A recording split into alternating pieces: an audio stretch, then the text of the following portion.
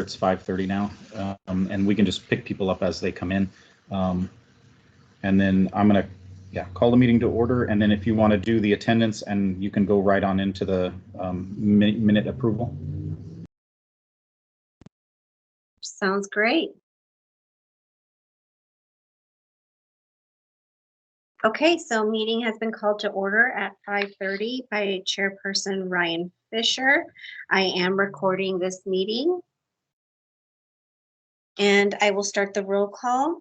Let me see here. We are getting a few more committee members coming in. We just started the meeting.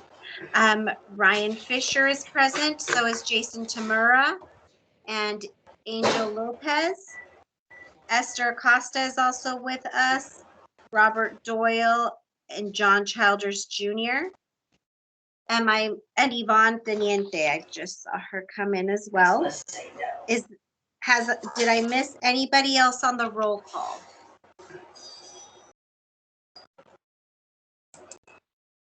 Okay, so it seems that Georgina is absent, and so is Jose Aguilera Galvan.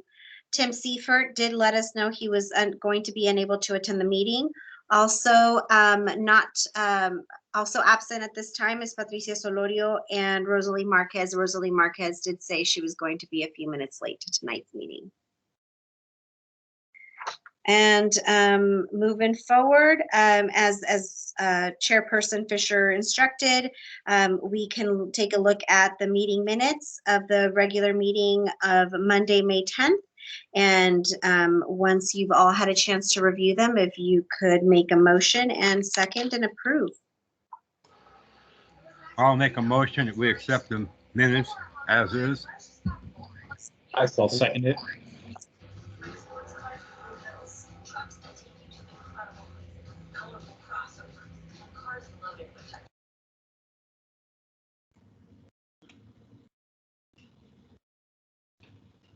Brian, did you want to say all in favor?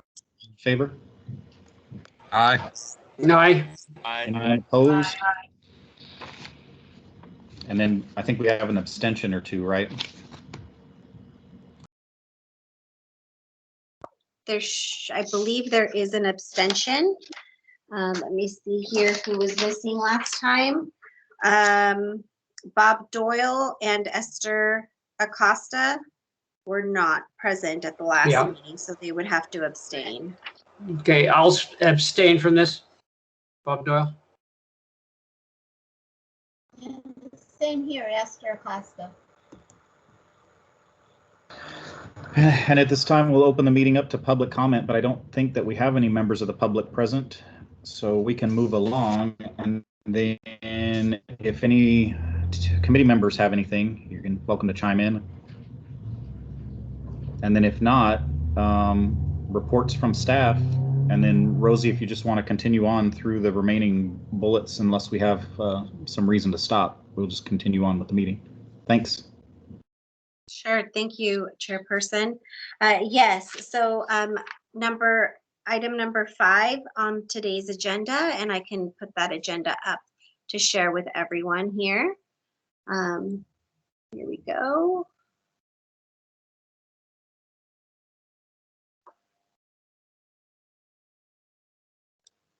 Can you all see the agenda? Is my mic even on? Can you all see the agenda? Yes, I can. It looks There a it is. little bit small. Oh, does it? Okay. Let me see if I can make it a little bit bigger. Is that better? Does that look better or not? Not so much. I think it looks good there. Yeah, that looks good. I can handle that one. Okay. All right, let me see if I can make it just a tad bit bigger. Okay, so number 5 on the agenda is the update on Block Grants Advisory Committee appointments and vacancies. So as you know, we do have 3 vacancies, and also we have 4 committee members that are currently up for re-election. Patricia Solorio, Ryan Fisher, John Childers Jr., and Bob Doyle. And you are required to submit an application to reapply. And I believe that's due the beginning of next month. And I know John Childers Jr. has let us know that he will not be returning to the committee because exciting stuff. He is retiring and he's planning on doing what we all probably want to do when we retire, which is travel. So exciting news for him, sad news for us, but you know, this is, I'm very jealous. So that's great. But if the 3 remaining committee members, if you would like to continue being on the committee, and I hope you do, then just please submit your application as soon as possible to our city clerk's office. We did receive 1 additional application from Carmen Escalante. She's retired from the county, and I have not received her application yet. City Clerks is going to send that to me, but she did submit an application to be a part of the committee, so that's exciting. Any questions so far?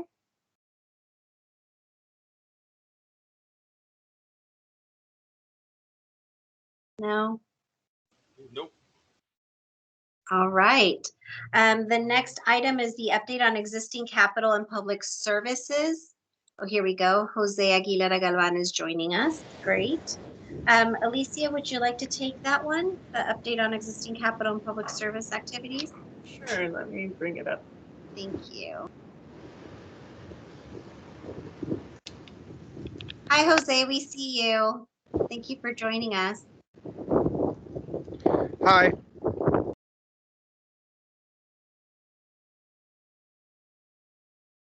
You're muted, Alicia.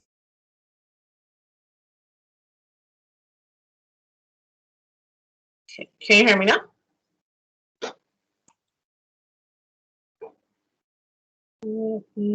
Okay, so Chapel Plaza rehab plans are still being finalized with construction to hopefully begin in July or August 2021. Communify, we've been receiving a lot of intakes from them, so they're getting things rolling. The agency currently has 30 pending applications. They've completed 7 jobs. They have 4 pending assessments and 19 jobs with contractors are scheduled for installation. The agency just submitted an invoice today for $5,800. I haven't had a chance to review it, so I'm not sure if everything's there, but this is the agency's first invoice for their funding contract.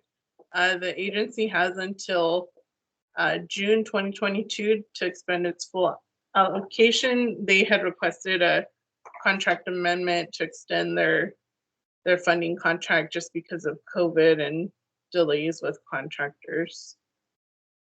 So that's Communify. Just make sure I didn't go. FSA, their project is complete and we're just waiting on the final invoice and reports. So that should be submitted this week. People self-help housing, the project's complete. Capsule minor home repair, we are currently waiting on revisions to their second invoice that they submitted. And we're also waiting on their final invoice and final reports. Park is complete and so is People Self-Help Housing, Sierra Madre Cottages. Public service updates, we are currently at the end of the fiscal year and our deadline for all final invoices and reports will be on Wednesday the 16th. So right now we're just waiting on the final invoices and reports from everyone. So I'm hoping everyone can expend all of their funding and all in a timely manner. So that's all I have to report. Does anyone have any questions?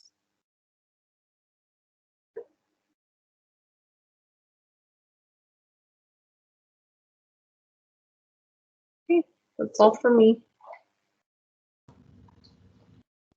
Thank you.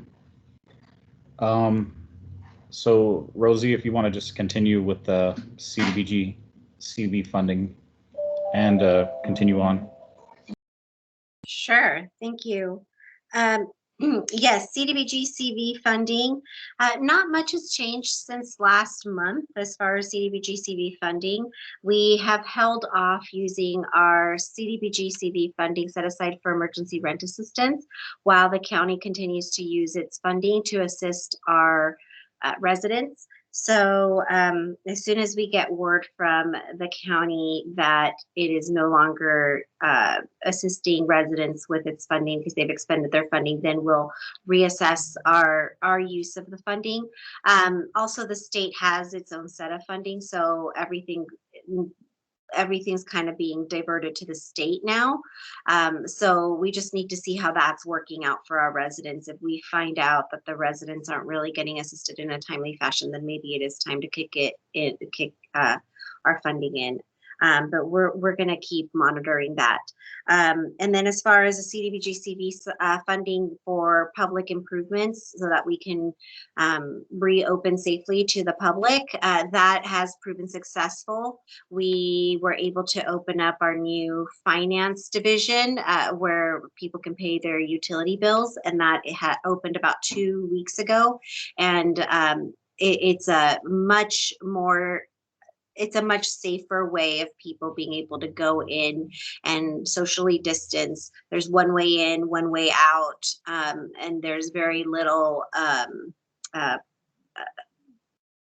don't want to say there's no contact with people, but it allows for more of a distance between people. As I don't know if you ever paid or ever went into City Hall to pay your water bill, but it was pretty crammed in there. So it's a completely different now.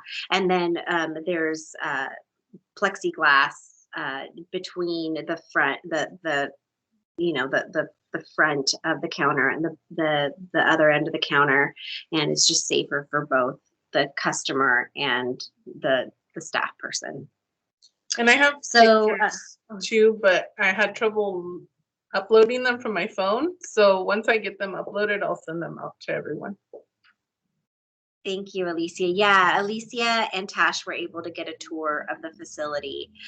So that's great. And you'll see what our CDBGCV dollars paid for. CDBGCV dollars only covered, even though the entire finance division was moved over there, it only paid for anything that the public was going to utilize and take advantage of. So it didn't pay for anything behind the counter. It didn't pay for staff's desks or staff space.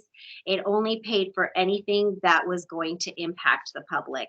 And also these changes allowed us to not only comply with the public health orders, but also since we were making adjustments, we made them ADA compliant. So before, none of our counters were ADA compliant. Now we have ADA compliant counters and ADA compliant entrance because it's an automatic door. It's touchless. So it proved to be very beneficial.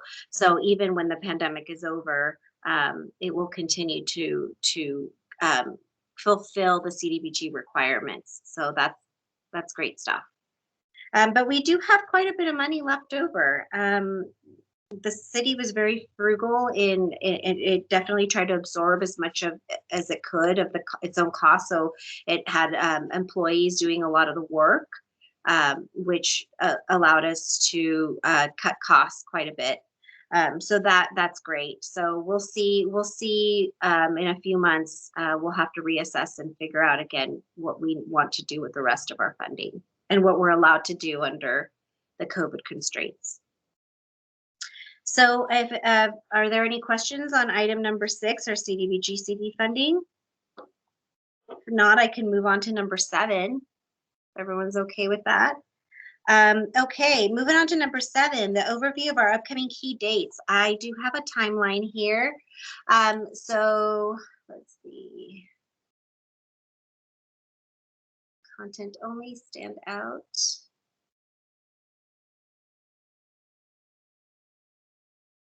Oh, look at that.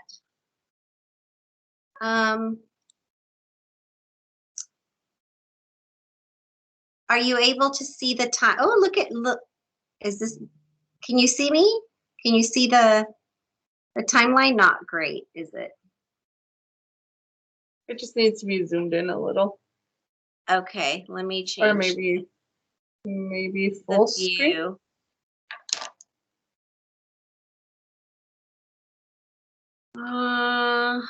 Normal? No, that's worse.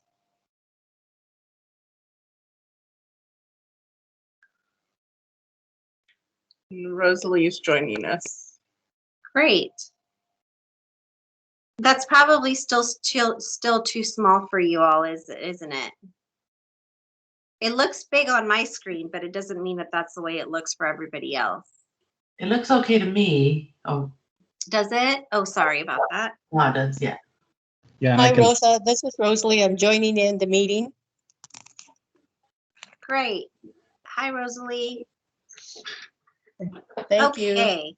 Yeah, thank you. All right. So I do, well, if we'll go ahead and send this to you, but I just did want to go over a few key dates because I did want to get your feedback on what your thoughts were.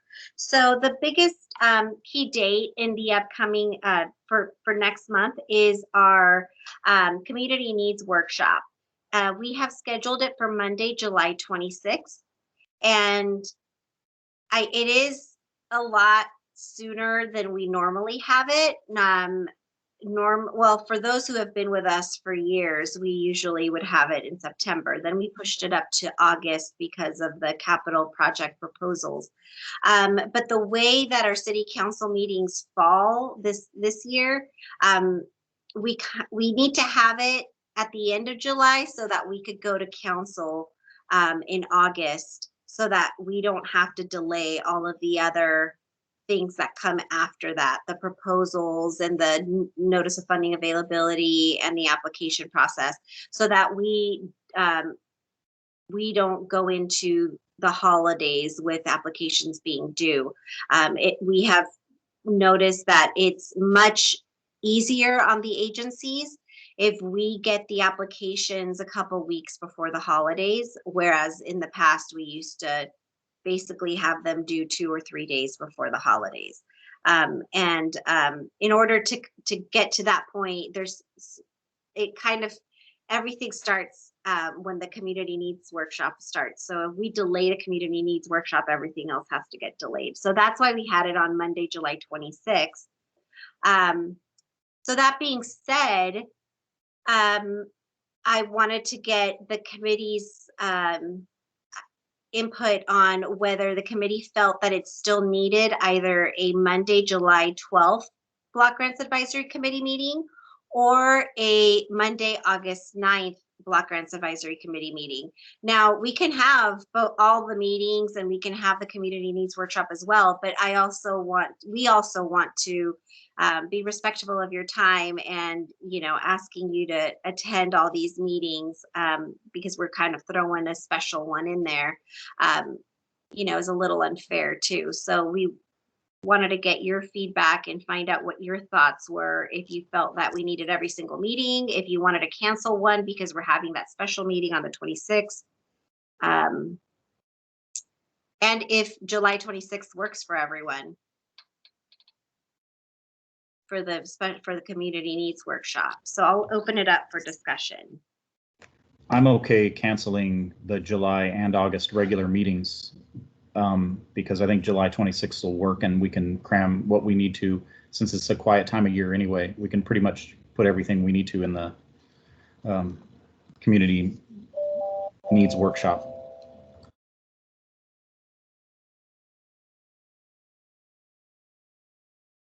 Anybody else have any thoughts? I agree. I'll go along with Ryan.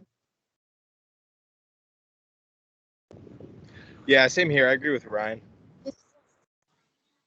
Hi, this is Esther. I agree with Ryan as well. I agree as well. I'm thinking worst case, if something comes up for some reason between now and then, we can always at the community needs workshop decide that we need an August meeting if we feel like there are things to agendize, or is that too late before? Because you need to have notice, right?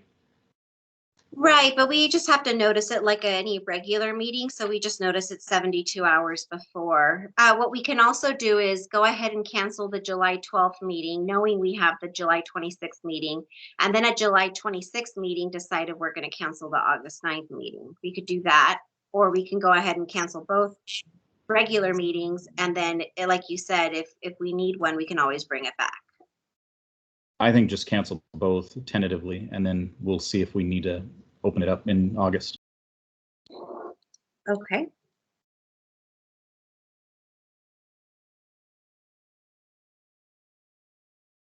And everyone's good.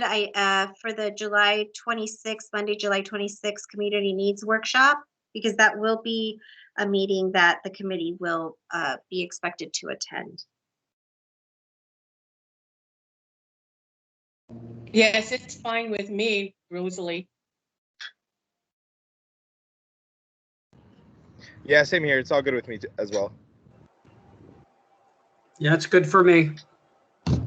Rosie, are these meetings moving to in person yet, or have you had any word on anything?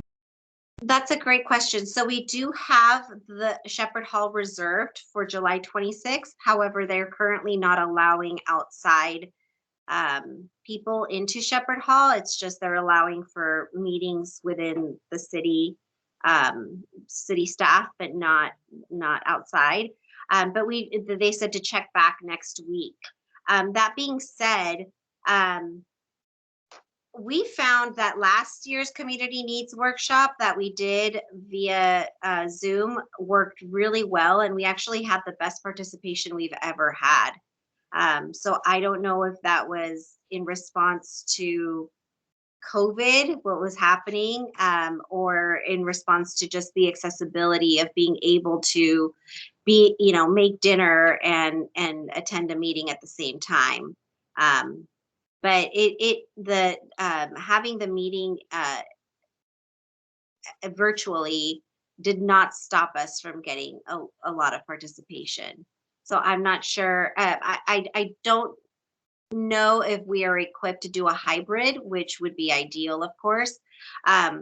But what we had discussed earlier too in our staff meeting was that if, for example, if the committee, if we're allowed to do in person, and if that's what the committee would like to do, we can definitely do an in-person meeting.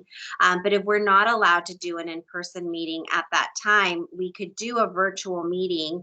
But also what we could try doing is staff could go to Downtown Fridays and try to get some in-person interaction from the public and kind of engage them on what they feel their needs are. So we could still have an element of in-person if we are not allowed to meet at Shepherd Hall.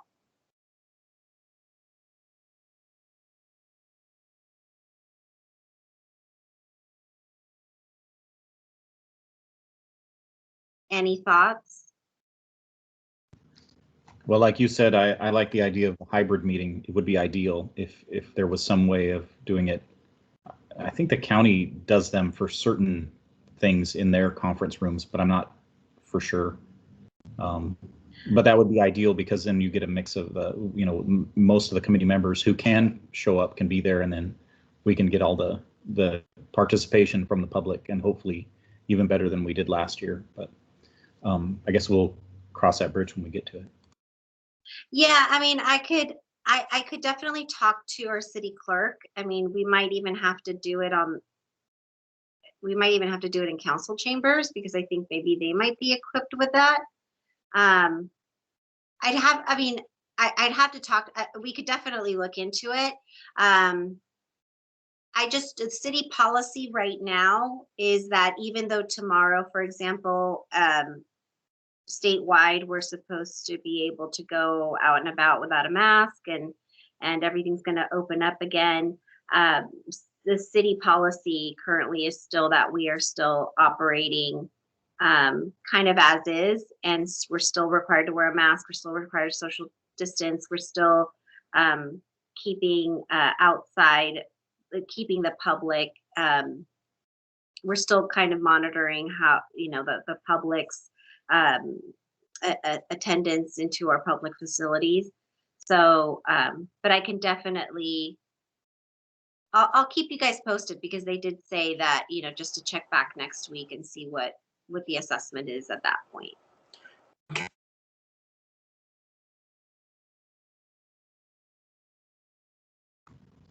Thank you. Yeah, thank you.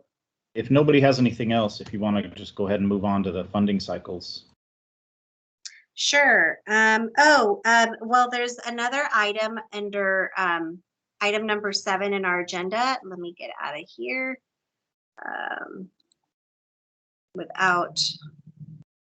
Sorry about that, guys. I just want to make sure I don't close you guys out. There we go. There is another item on number 7 on the agenda. It's a discussion regarding fiscal year 21-22 subrecipients. I did want to briefly mention something that came up last week. So I'm not sure how many of you saw the letter to the editor by ComUnify. So ComUnify wrote a letter to the editor a few weeks ago, basically stating that if they didn't get a certain amount of money from the county to assist them in basically helping their senior nutrition program, that they were going to have to shut it all down. And as of last week, I was told by ComUnify that they are unable to fulfill the use of their 21-22 funding, and they are not, they're not going to be offering senior nutrition, the senior nutrition program to residents. So therefore, they're returning our $15,000 that were allocated to them. The odd thing is that today on KUIT, I see that ComUnify has partnered up with VTC, and VTC is there. So VTC, it sounds like from what I read, that VTC is making lunches for seniors, which is fantastic, but I'm not sure why, and it sounds like they're still serving seniors, so I'm not sure why they still return the funding. Either way, they said they're not going to be using our funding, and I did reach out to Meals on Wheels to find out if they would be interested in taking over and assisting any additional clients if they had the capacity. And they said that they would be willing to take on that additional 15,000 and assist additional clients. Whether it's the same exact clients, I don't think there's a guarantee of that, because I know that Area Agency on Aging also is being affected by ComUnify's decision to no longer participate in the senior nutrition program. And ComUnify also, I guess, that was getting quite a bit of money from Area Agency on Aging and opted out. So Area Agency on Aging is now providing its own meals to seniors. So either way, there's still nonprofits and still organizations that are out there trying to feed our seniors, who are one of our most vulnerable populations. So we are proposing to go to City Council in July to amend our action plan and also get City Council's approval on reallocating ComUnify's funding to go to Meals on Wheels. The reason that we are proposing that is because this way we will basically still be able to serve the same population that we were hoping to serve with this additional funding. Seniors and senior nutrition was a big thing for our City Council, and so therefore it would just make the most sense to give it to an agency that basically can step in and take over. And it does put them over that 10% cap that we normally have for public services. But I think under the circumstances, and because this was it's not like, just under the circumstances, the fact that there's really no other game in town except for Meals on Wheels at this point, at least not one that applied for our funding. It would just make the most sense. So I just wanted to run that by you and get your thoughts on that, or if you had any other comments or suggestions or any insight, because I'm kind of just trying to gather information here and there, but none of it's really making sense to me. I was in the AAA office the other day, and I talked to one of the staff there, and what they're doing is there's a national agency that provides meals, and they're going to give each person like 10 meals at one time. And I know it's a stopgap program. I went and looked at it online, and it's a regular meal program where they have the meals are all frozen. So we can't give it to the AAA, the money, because they weren't a part of the original. I understand what you're trying to do. It's a lot easier, right? Yeah, Meals on Wheels even asked that too, because, ultimately it's all about just getting our seniors fed. Yeah, Area Agency on Aging has never applied for CDBG funding, and, they obviously didn't apply this time. So, I mean, we've never, this has never happened before in this sense, where, we've had an agency like this that leaves money on the table so early on. So it would be something that we could look into if Area Agency on Aging needed that additional 15,000. We could look into it. It's up to the committee if the committee would like to make that exception, that even though they didn't apply, they could. But I don't know if Area Agency on Aging wants to deal with all of our CDBG reporting either. If they're not, I don't think they do.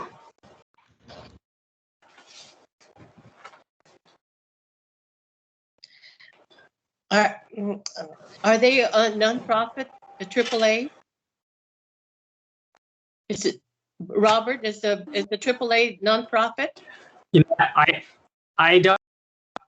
I'm sure that section, like any agency usually does.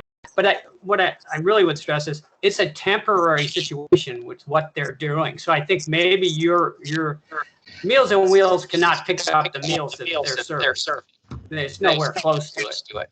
But I think maybe it's better to do what staff recommends and find out what's going to happen later. Because they've posted to take in bids to try to get some tickets. It was in the paper the other day.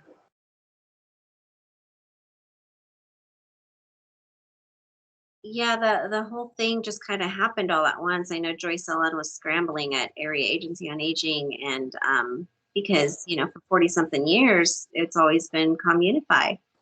So this is definitely it's been wild. Yeah, they're asking for 400,000 more. There was a letter to the editor from their financial person. I don't know if anybody saw it. But yes, that's what sparked it all, because they didn't reach out to us. I'm the one who reached out to them when I saw the letter to the editor. And I said, what's going on? Does this mean you're not going to use our funding? They're like, we'll have to get back to you next week. And then, and then we found out last week. Okay. So it sounds like you're all in agreement that, if there's a way to continue being able to feed our seniors, that we should go for it. And if it means giving Meals on Wheels a bit more, because there's no other agency that applied for funding that is able to do exactly that, except for them. And they are getting calls already from Communify clients.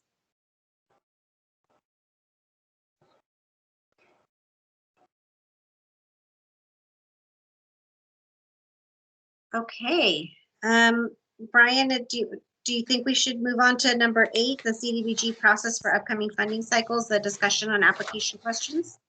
yes, please.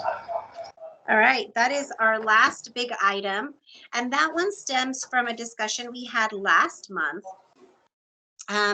It was a really great discussion about our application process and some of the items that constantly come up in our applications as issues that our applicants seem to always have, and little hiccups. So Alicia and I spent quite a bit of time going over it last week. And then we also actually spent quite a bit of time going over some of these things with Lauren from Zoom Grants, and kind of trying to figure out how we could tweak the application to make it work for us. And it was really, really helpful. And I think that some of these changes will prove successful and make it easier on all of us, especially all of you, when it comes to looking at the information. So I think according to my notes from last month's meeting, one of the biggest issues is when it comes to the units of service and how many people are being served overall, and then how many people are being served with CDBG funding. That seems to always get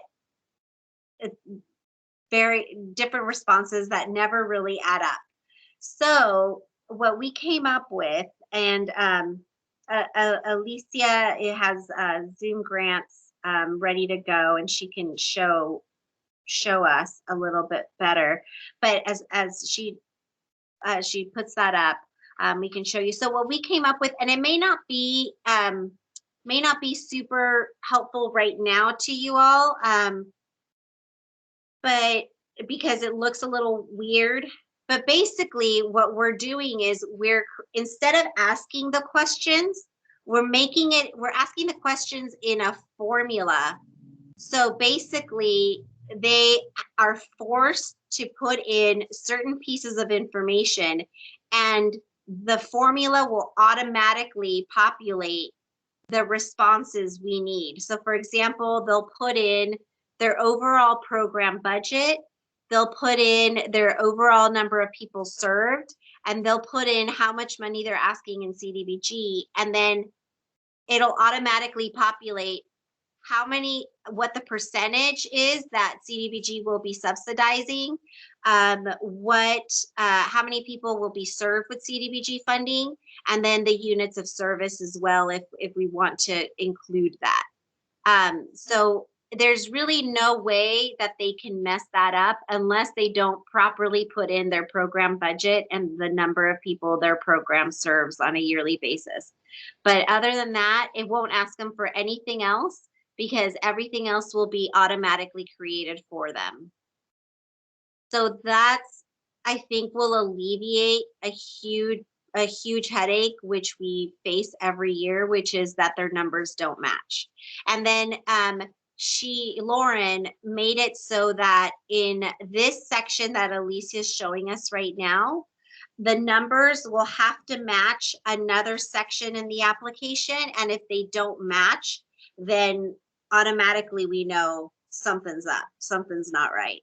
So it'll be very apparent, instead of us having to fish for it or have to calculate it ourselves. There's really no way that they can mess it up unless they don't input just 2 or 3 pieces of information in properly. But they'll be able to see that too themselves. So they'll hopefully, by the time you get it, they'll have that reconciled. Hopefully. That's the goal. The goal is that they'll be able to see that those two aren't matching. So what we're doing is we're basically taking away options. We're taking away options, and we're taking away really their ability to add narrative, because ultimately what we want is just show me the numbers. It's basically like a budget. Show me how much money, what's going in, what's going out, and that's pretty much it. So I think that was one of the things that the committee had shared that was the biggest issue. And then along that line, Alicia and I went through a few of the other questions in the application, And we realized that some questions were a little redundant. And so we went through and we just cleaned it up a bit. We didn't really change anything too much. It's just basically, we noticed, question 4 and the follow-up question could maybe be condensed into one question. And then maybe we didn't need the follow-up question because it was almost like the answers were almost the same as the previous question. So we can definitely go into that specifically, or if you guys are okay with us just making the changes and then showing you the final product, we can definitely do that as well. But the biggest change would be that removal of the section of questions where it says clarification of where it says like units of service, the number of people served and all that. Instead of asking that series of questions, we're just going to have a table where they plug it all in and it'll automatically tell you all of the answers you need. So that's really the biggest change to it. Alicia, did you want to add anything?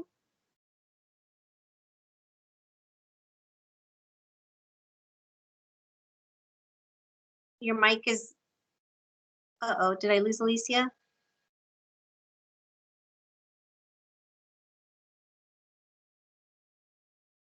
I think we lost you, Alicia.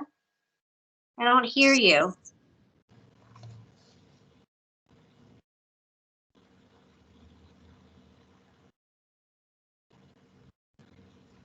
While Alicia tries to figure out her mic, anybody have any questions on it? No, but Georgina will be happy. Yeah. My mic and camera aren't connected. Oh, that's weird. I'll try again. Okay, no worries. If you might need to log out, maybe. But I think Her mic. Oh, sorry, Georgina. I hope Georgina's happy. I can definitely send you guys. I don't know if it'll make much sense, but I'll definitely send you our revised application and then also a kind of a brief explanation of the changes that were made. And that way you can visually see it. We don't have to, it's not really, it's just a discussion right now. So we don't have to make any, we don't have to take action on it. But I definitely wanted to let you know we are looking into it and we have made great progress. And if you guys are okay with the explanation of the changes, we can definitely move forward and create one. And then once it's created, we can kind of also show you the final product. And then we can always go back and change it. We can always go back and amend it. But I think it's due, the application's definitely due for a little upgrade. And I think you guys that's great work, and that's like a huge step forward across the board. And I think that'll save a lot of grief come time to review those applications. So I appreciate everything. And yeah, I would say to just go ahead and make whatever changes, because you guys know probably even better than we do what questions need to be modified and can be shortened and where there's redundancies. So I would absolutely trust you guys to do whatever you need, and then we can get committee input later down the road. But I would say don't wait on us to chime in with anything. Okay, great. Well, thank you. I agree. Thank you. Yeah, I was really excited about the ability to kind of create that formula that will, basically just make it really easy for us to get the information we need. That was, yeah, and it was really great to tell Lauren at Zoom Grants, because she used to do what we do. And so we explained to her exactly what was going on. She goes, oh yeah. And then like literally 5 minutes, she's like, oh, we can do this, this, and this. There you go. And it was so easy for her. It was wonderful. Alicia, do you have anything to share about our proposed changes? I was just going to add that in the budget section, how she added a formula that will automatically calculate the percent of CDBG investment. So it'll take the amount of CDBG that's being requested and we'll divide it against their total it was their total annual budget. That way we can reference it and make sure that their information is correct. But I didn't have anything else to add. That was it. Great, thank you. Yeah, and I have to say, Alicia's really, really great on Zoom grants. She really knows this program really well. So if you ever have any questions about it, Alicia's definitely your gal. But I think it would be great as we get closer to the application, reviewing the applications, or even just reviewing the application before it goes out.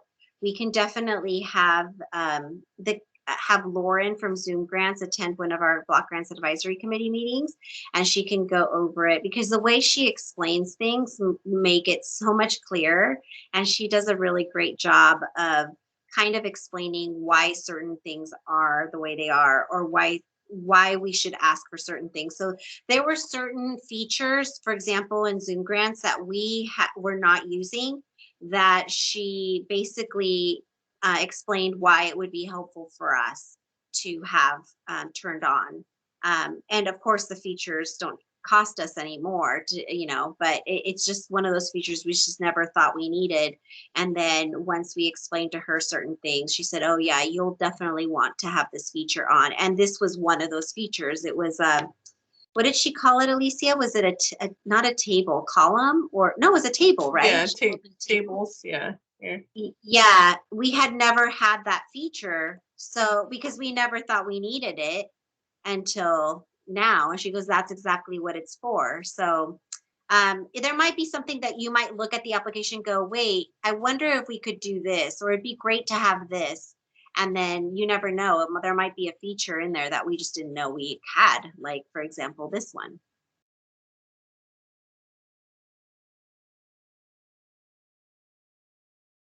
So that is it for application questions.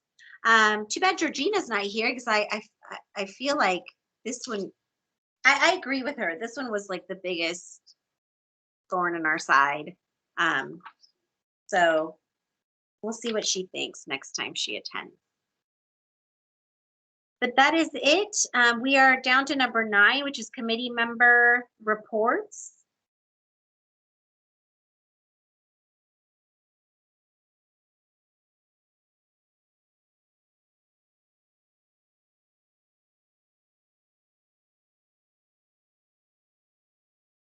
No, I have a report for everyone. Daisy, our staff aide, many of you know her. She's been with us for about 5 years, and she started off when she was a sophomore in high school. She just was going to start work with us for the summer, and then she stayed on. Well, she just graduated from Hancock, and she's going to be transferring to UCSB in the fall. So she will be leaving us because she is going to, do the college life, which is good for her. But we're so proud of her. She's, we've seen her grow up. So we're really proud of her. She graduated with honors. She's getting lots of scholarships. She's going to major in sociology. So she's really excited about transferring to UCSB in the fall. So that's a big need. We're so proud of her. Excellent. Tell her congratulations. She had some good teachers. I will make sure to tell her that. She's still here for a few more months. So we're definitely going to, use her while we can. So she's going to leave sometime in September, since school starts at the end of September.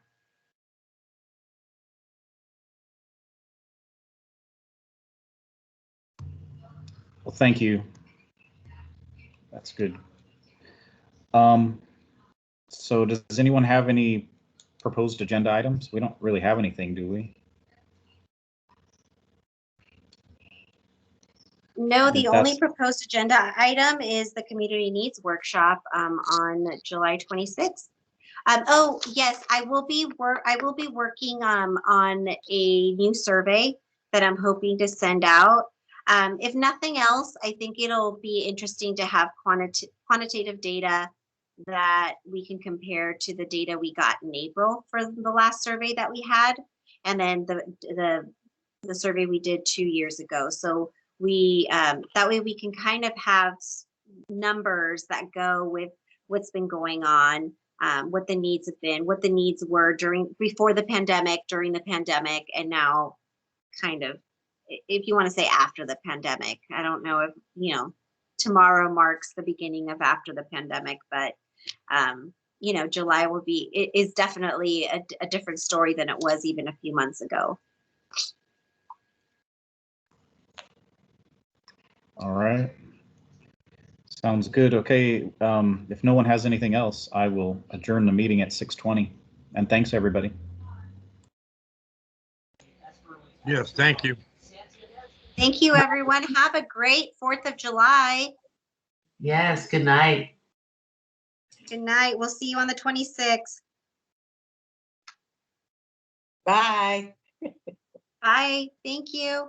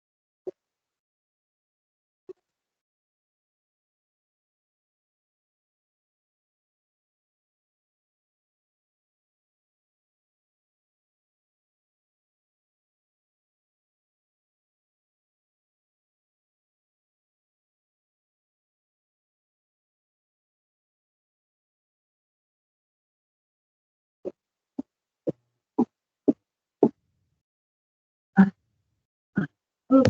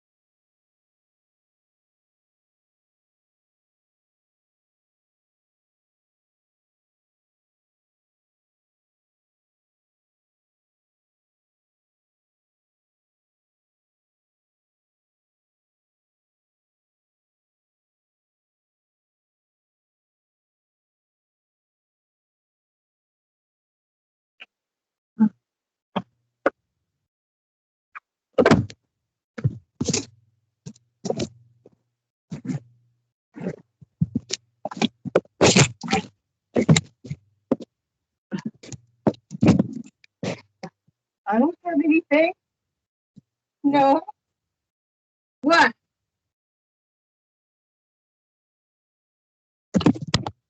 Where'd it go?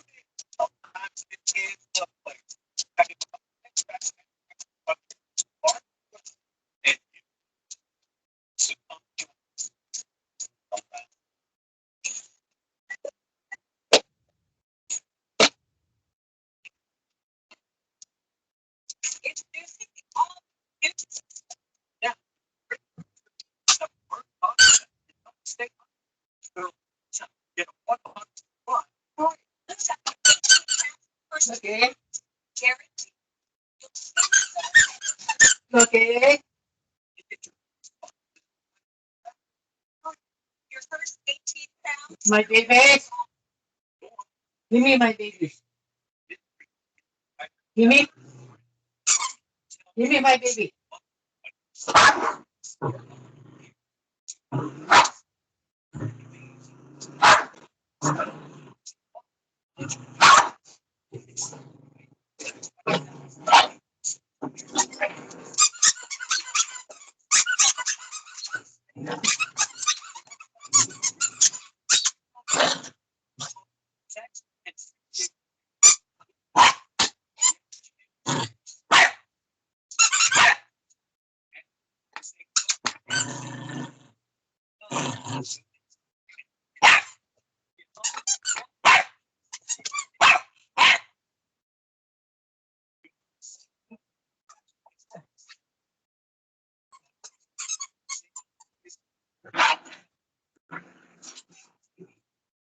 Give me.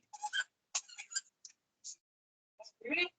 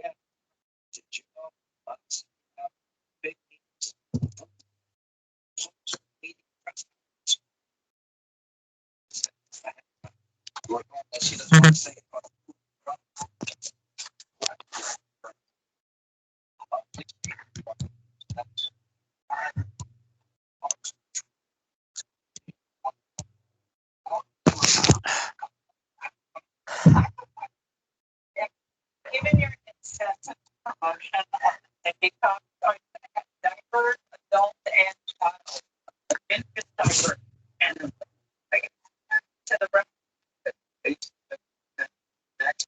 Well, did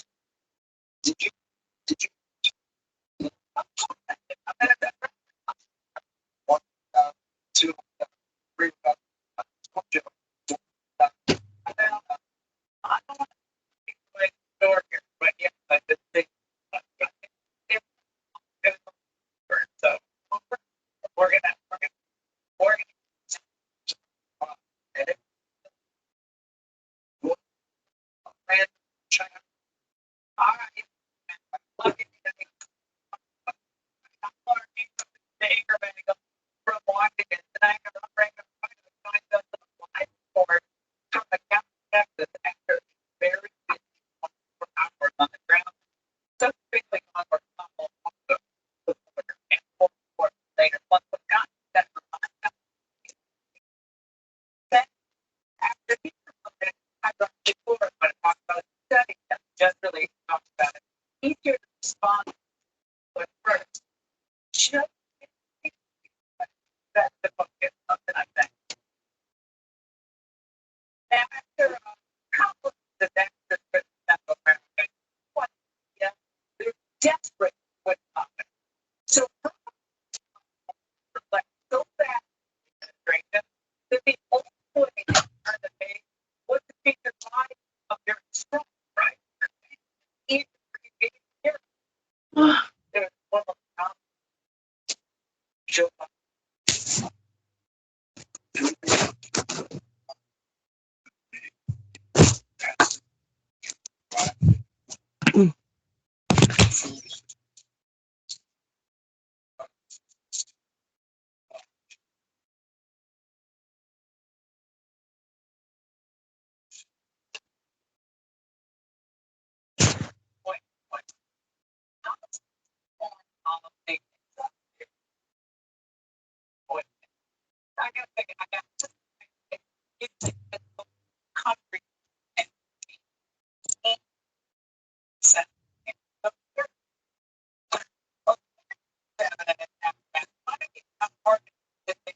Like relative, and I think done this before. You want to take them out of retirement home, don't, you know, on back in the and then just 15, 25% to understand what's going on. Right? It's different. And what I thought, I'll let you cover it.